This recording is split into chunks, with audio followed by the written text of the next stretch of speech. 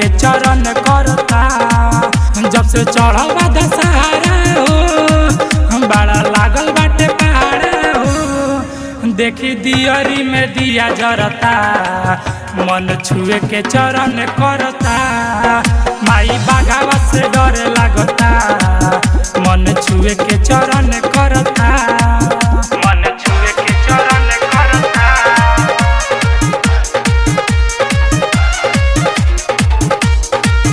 मन छुए के चरण करता। डीजे अरमान अदापुर।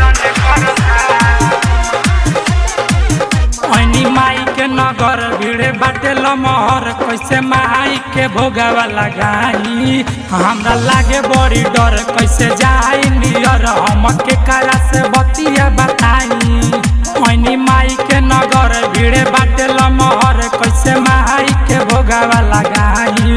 हमरा लागे बड़ी डर कैसे जाई नियर हम के करा से बतिया बताई।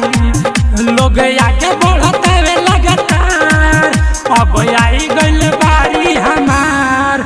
माई हमरो पकदन दया मन छुए के चरण करता। माई बाघावा से डरे लागता मन छुए के चरण करता। मन छुए के चरण करता।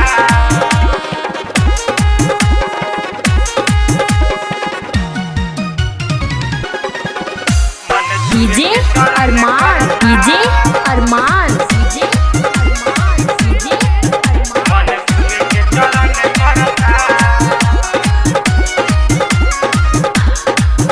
अब आई गईनी आरी देख माई के दुआरी। अब हमारा ना डर लागता माई के टीका हम कैनी लाल चुनरी चढ़नी। माई हम के तलिए बचाई। आई गईनी अब आरी देख माई के दुआरी। अब हमारा ना डर लागता तलल भैया सकल दीपक के कले पहले अनिल दीवाना महेश। देखी माई अब सास चलता मन छुए के चरण करता। माई बाघावा से डर लागता मन छुए के चरण करता। माई बाघावा से डर लागता मन छुए के चरण